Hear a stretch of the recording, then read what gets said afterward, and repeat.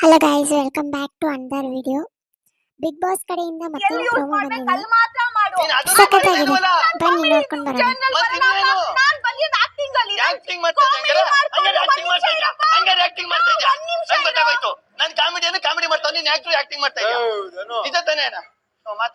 ಅತಿ ಆದ್ರೆ ಅಮೃತನು ವಿಷ ಅಂತ ಹೇಳ್ತಾರೆ.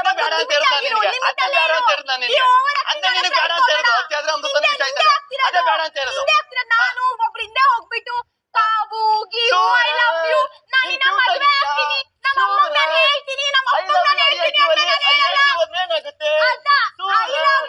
ಐ ಲವ್ ಯು ಅದು ಒಂದ್ಸಲಿ ಕಾನ್ವರ್ಸೇಷನ್ ಆಗಿರೋದು ಇಡೀ ವಾರ. ಸೊ ಪ್ರೋಮೋ ನೋಡಿದ್ರಲ್ಲ, ಬಿಗ್ ಬಾಸ್ ಅಂತ ಟೈಟಲ್ ಮಾತ್ರ ಸಖತ್ತಾಗಿಟ್ಟಿದ್ದಾರೆ. ನಾಮಿನೇಷನ್ ಟೈಮ್ ನಲ್ಲಿ ಸುರೇಶ್ ಮತ್ತೆ ಕಾವುದೇ ವಿಷಯ ಅಂತ ಹೇಳಿ. ಅಲ್ಲ, ಇಲ್ಲಿರೋ ಕಂಟೆಸ್ಟೆಂಟ್ ಗಳಿಗೆ ಏನಾಗಿದೆ ಗುರು, ಅಲ್ಲ ನಾವು ನಾಮಿನೇಷನ್ ರೀಸನ್ ಕೊಡೋದೇ ಒಂದು ತಪ್ಪಾಗಿದೆ ಅಂತ ನಾವು ಅನ್ಕೊಂತೀವಿ. ಅದನ್ನೇ ಅವರು ಕ್ಯೂಟ್ ಆಗಿ ಜಗಳ ಮಾಡ್ತಿದ್ದಾರೆ, ಅದನ್ನ ಕಾಮಿಡಿಯಾಗಿ ತಗೋತಿದ್ದಾರೆ ಅಂದ್ರೆ ಏನ್ ಹೇಳೋದು ಇವ್ರಿಗೆ. ಪ್ರೋಮೋ ಮಾತ್ರ ನೆಕ್ಸ್ಟ್ ಲೆವೆಲ್ ಇದೆ. ಸೊ ಇಲ್ಲಿ ರಾಶಿಕಾ ಒಂದು ಮಾತು ಹೇಳ್ತಾರೆ, ಕಾಮಿಡಿನ ಎಲ್ಲಿ ಬೇಕು ಅಲ್ಲಿ ಮಾಡು ಅಂತ. ಅದು ನಿಜ, ನಾಮಿನೇಷನ್ ಟೈಮ್ ಅಲ್ಲಿ ಕಾಮಿಡಿ ಮಾಡಬಾರ್ದು ಅನ್ನೋದನ್ನ ಸೀರಿಯಸ್ ಆಗಿ ಅವ್ರು ಹೇಳ್ತಿದ್ದಾರೆ. ಅದನ್ನ ಗಿಲ್ಲಿ ಅವರು ಕೇಳಿಸ್ಕೊಂಡ್ರೆ ಚೆನ್ನಾಗಿರುತ್ತೆ. ಗಿಲ್ಲಿ ಸೀರಿಯಸ್ ಆಗಿರುವಂತ ಒಂದು ಒಳ್ಳೆ ಸಜೆಷನ್ ಕೂಡ ಕೊಡ್ತಿದ್ದಾರೆ ಅಲ್ಲಿ. ಆಮೇಲೆ ಇಲ್ಲಿ ಗಿಲ್ಲಿ ಅವರು ನೀನ್ ಅದನ್ನು ಮಾಡ್ತಿಲ್ಲ ಅಂತ ಗಿಲ್ಲಿ ಅವ್ರ ಪಾಯಿಂಟ್. ಬಟ್ ರಾಶಿಕಾ ಅವರು ಈ ಸಿಚುವೇಶನ್ ಅಷ್ಟೇ ಹೇಳಿದಾರ ಅಥವಾ ಹೋಲ್ ಸಿಚುವೇಶನ್ ಹೇಳಿದಾರ, ಅಥವಾ ಈ ನಾಮಿನೇಷನ್ ಪ್ರಕ್ರಿಯೆಯಲ್ಲಿ ಕಾಮಿಡಿ ಮಾಡಬೇಡ ಅನ್ನೋದು ಅಷ್ಟೇ ಹೇಳ್ತಿದಾರ, ಅಥವಾ ಈಗ ಮಾಡಬೇಡ ಮುಂದೆ ಮಾಡು ಅಂತ ಹೇಳ್ತಿದಾರ ಅನ್ನೋದೇ ಪಾಯಿಂಟ್ ಈಗ.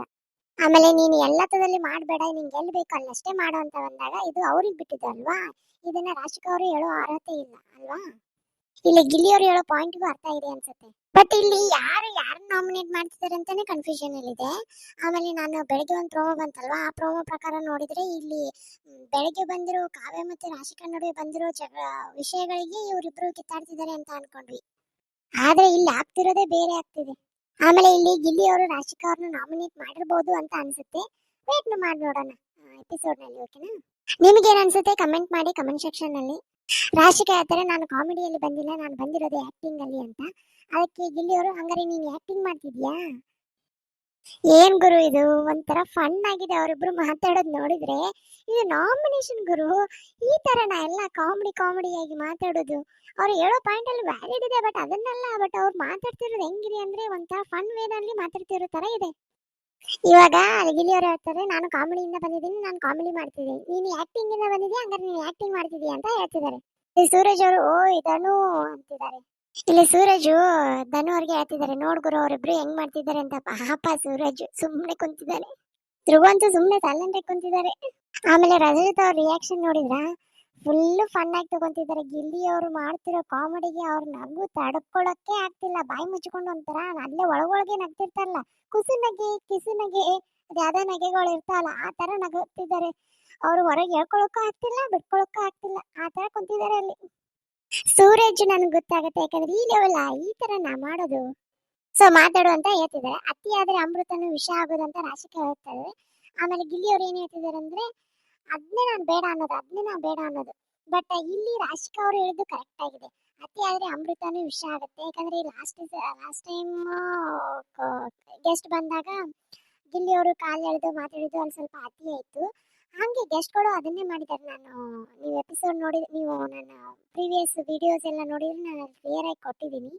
ಬಟ್ ಅದನ್ನ ಅವರು ಪಾಸಿಟಿವ್ ವೇನಲ್ಲಿ ಗಿಲ್ಲಿ ಅವ್ರು ತಗೋಬೇಕು ಅಂತ ನನಗನ್ಸುತ್ತೆ. ಅದಕ್ಕೆ ಗಿಲ್ಲಿನೂ ಸಖತ್ತಾಗಿ ಕೊಡ್ತಿದ್ದಾನೆ. ಅದಕ್ಕೆ ನಾನು ಬೇಡ ಅಂತಿರೋದು ಅತಿ ಆದ್ರೆ ಅಮೃತನ ವಿಷಯ ಅಂತ ಅವನು ವಾಪಸ್ ತಿರುಗಿ ಅವನಿಗೆ ಹೇಳ್ತಿದ್ದಾರೆ. ರಾಶಿಕಾ ಅವರು ಕೌಂಟರ್ ಅಟ್ಯಾಕ್ ಕೊಡ್ತಿದ್ದಾರೆ. ಇಲ್ಲಿ ರಾಶಿಕಾ ಅವ್ರು ಏನಂತಾರೆ, ನಾನೊಬ್ರು ಹಿಂದೆ ಹೋಗ್ಬಿಟ್ಟು ಕಾವು ಅನ್ನಲ್ಲ ಅಂತ. ನಿಜ ಹೇಳ್ಬೇಕಂದ್ರೆ ಈ ಪಾಯಿಂಟ್ ಬೇಕಾಗಿದ್ದಿಲ್ಲ, ನಿಜ ಹೇಳ್ಬೇಕಂದ್ರೆ ಬೇಕಾಗಿಲ್ಲ. ಯಾಕಂದ್ರೆ ರಾಶಿಕಾ ಅವರು ಸೂರಜ್ ಜೊತೆ ಸುರೇಶ್ ಅದು ತಗೊಂಡ್ಬಾ, ಸುರೇಶ್ ಅದು ಮಾಡು ಇದು ಮಾಡು ಅಂದೇ ಅಂತಾರಲ್ವಾ. ಅವರಿಬ್ಬರು ವಿಷಯದಲ್ಲಿ ಇವರಿಬ್ರು ಯಾಕೆ ಬರ್ತಿದ್ದಾರೆ ಅಂತ ಪ್ರೋಮೋ ನೋಡಿದ್ರೆ ನನಗೆ ಏನ್ ಅನ್ಸುತ್ತೆ ಅಂದ್ರೆ ಇದು ಯಾಕೋ ಸರಿ ಬರ್ತಿಲ್ಲ. ಅವ್ರು ಬಿಗ್ ಬಾಸ್ ಇಟ್ಟಿರೋ ಟೈಟಲ್ ಕರೆಕ್ಟ್ ಆಗಿ ಇದೆ. ಗಿಲ್ಲಿ ಮತ್ತೆ ರಾಶಿಕಾ ನಡುವೆ ಜಗಳದಲ್ಲಿ ಸೂರಜ್ ಮತ್ತೆ ಕಾವ್ಯನ್ನ ಎಳ್ಕೊಂಡು ಬರ್ತಿದ್ದಾರೆ. ಅಲ್ಲೇ ನೀವು ಅದನ್ನ ವಿಡಿಯೋ ನೋಡಿರ್ಬೋದು, ಇಬ್ರು ಕೊಂಡ್ಕೊಂಡು ಮಾಡ್ತಿದ್ದಾರೆ. ಇದು ನಾಮಿನೇಷನ್, ಇದು ಡ್ಯಾನ್ಸ್ ಪ್ರೋಗ್ರಾಮ್ ಅಲ್ಲ. ಇಲ್ಲಿ ಅವರು ಎಲ್ಲಾನು ಕಾಮಿಡಿ ವೇನಲ್ಲಿ ಹೇಳ್ತಿದ್ದಾರೆ. ಹಂಗೆ ರಾಶಿಕಾ ಅವನು ಅದರ ಟಕ್ಕರ್ ಕೊಡ್ತಿದ್ದಾರೆ. ಒಬ್ರಿಗೊಬ್ರು ಟಕ್ಕರ್ ಕೊಟ್ಕೊಂಡು ಅದು ಏನ್ ಮಾಡ್ತಿದ್ದಾರೋ ಫುಲ್ ಎಪಿಸೋಡೇ ನೋಡ್ಬೇಕು. ಆಮೇಲೆ ಗಿಲ್ಲಿ ಅವರು ಯಾವಾಗ್ಲೂ ಕಾವ್ಯ ಅವ್ರಿಗೆ ಐ ಲವ್ ಯು ನಿನ್ ಮದುವೆ ಆಗ್ತೀನಿ ಅಂತ ಯಾವಾಗೋ ಒಮ್ಮೆ ತಮಾಷೆಯಾಗಿ ಹೇಳಿದ್ದನ್ನ ಅದನ್ನ ರಾಶಿಕಾ ಅವರು ಟಾನ್ ಕೊಟ್ಕೊಂಡು ಹೇಳ್ತಿದ್ದಾರೆ.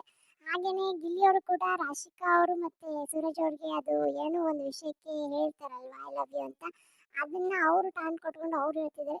ನಿಜ ಹೇಳ್ಬೇಕಂದ್ರೆ ಇದು ಬೇಡವಾಗಿತ್ತು, ಆದ್ರೂ ನೋಡೋಣ ಏನಾಗುತ್ತೆ ಎಪಿಸೋಡಲ್ಲಿ. ಆಮೇಲೆ ಫುಲ್ ಎಪಿಸೋಡ್ ನೋಡಿದಾಗೆ ಗೊತ್ತಾಗಿದೆ ಏನಾಗಿದೆ ಏನಿಲ್ಲ ಅಂತ ಹೇಳಿ. ಆಮೇಲೆ ನಿಮಗೇನು ಅನ್ಸುತ್ತೆ ಗಾಯ್ಸ್, ಇವರಿಬ್ರು ಕ್ಯೂಟ್ ಜಗಳ ಕಮೆಂಟ್ ಮಾಡಿ. ಬಟ್ ನೀವು ಒಂದ್ ಮಾತಂತ್ರ ನಾನು ಕ್ಲಿಯರ್ ಕಟ್ ಆಗಿ ಹೇಳ್ತೀನಿ, ರಾಶಿಕಾ ಶೆಟ್ಟಿ ಅವರು ಟಾಸ್ಕ್ ಅಂತ ಬಂದಾಗ ಕ್ವೀನು, ಬಟ್ ಯಾವಾಗ ಈ ವಿಷಯಗಳು ಬಂದಾಗ ಮಾತು ಅಂತ ಬಂದಾಗ ಅವ್ರು ಮಾತಾಡೋದಕ್ಕೆ ಬರೋದಿಲ್ಲ.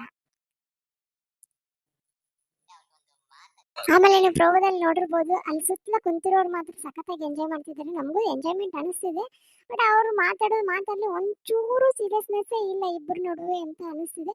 ಗಿಲ್ಲಿನೂ ಕಾಮಿಡಿ ಮಾಡ್ತಿದ್ದಾರೆ, ರಾಶಿಕಾನು ಸೀರಿಯಸ್ ಆಗಿ ಟಾಂಟ್ ಕೊಡ್ತಾನೆ ಇದ್ದಾರೆ. ನೋಡೋಣ ಎಲ್ಲಿಗೆ ಹೋಗಿ ಮುಟ್ಟುತ್ತೆ ಅಂತ. ಬಟ್ ರಾಶಿಕಾ ಇಲ್ಲೊಂದು ಒಂದು ಪಾಯಿಂಟ್ ಅರ್ಥ ಮಾಡ್ಕೋಬೇಕಾಗತ್ತೆ. ಈಗ ಗಿಲ್ಲಿ ಅವ್ರಿಗೆ ಹೇಳ್ತಿದ್ದಾನೆ ಗಿಲ್ಲಿ ಗಿಲ್ಲಿ ಕಾವ್ಯ ಕಾವ್ಯ ಅಂತ ಹೇಳಿ, ಬಟ್ ರಾಶಿಕಾನು ಮಾಡ್ತಾ ಇರೋದೇನು ಸೂರಜ್ ಜೊತೆನೆ ಕಂಫರ್ಟ್ ಝೋನ್ ಅಲ್ಲಿ ಒಂಥರ ಬಿದ್ದುಬಿಟ್ಟಿದ್ದಾಳೆ ಅವಳು. ಅವನ ಜೊತೆನೇ ಇರೋದು, ಅವನ ಜೊತೆನೇ ಶೇರ್ ಮಾಡ್ಕೊಳ್ಳೋದು, ಅವನ ಜೊತೆನೇ ಎಲ್ಲ ಇರೋದು. ಆ ಟಾಸ್ಕ್ ಕೂಡ ಇವಾಗ ಲಾಸ್ಟ್ ಪ್ರೋಮೋ ನೋಡಿದ್ರೆ ಟಾಸ್ಕ್ ಕೂಡ ಎಲ್ಲಾರನ್ನೂ ಬೇಡ ಅಂದು ಫೈನಲ್ ಆಗಿ ಸೆಲೆಕ್ಟ್ ಮಾಡಿರೋದು ಯಾರನ್ನ, ಸೂರಜ್ ಅವ್ರನ್ನೇ. ಸೊ ತಾನೊಂಥರ ಕಂಫರ್ಟ್ ಝೋನ್ ಅಲ್ಲಿ ಬಿದ್ಮೇಲೆ ಇನ್ನೊಬ್ಬರಿಗೆ ಟಾನ್ ಕೊಡೋದು ತಪ್ಪಾಗುತ್ತೆ ಅಲ್ವಾ. ಸೊ ತಮ್ದು ಎಲ್ಲ ಕನ್ಸಿಡರ್ ಮಾಡಿ ಮಾತಾಡ್ಬೇಕು ಅಂತ ನನಗನ್ಸುತ್ತೆ. ಈಗ ಮೇ ಬಿ ಮಾತಂತ ಬಂದಾಗ ಅವ್ರಿಗೆ ಮಾತಾಡೋಕೆ ಬರಲ್ಲ, ಟಾಸ್ಕ್ ಅಂತ ಬಂದಾಗ ಅಷ್ಟೇ ಟಾಸ್ಕ್ ಮಾಡ್ತಾರೆ. ಸೊ ನೋಡೋಣ, ಫುಲ್ ಎಪಿಸೋಡ್ ನೋಡಿದ ಮೇಲೆ ಗೊತ್ತಾಗುತ್ತೆ. ಓಕೆ ಗೈಸ್, ಮತ್ತೆ ಸಿಗೋಣ ನೆಕ್ಸ್ಟ್ ಎಪಿಸೋಡಲ್ಲಿ.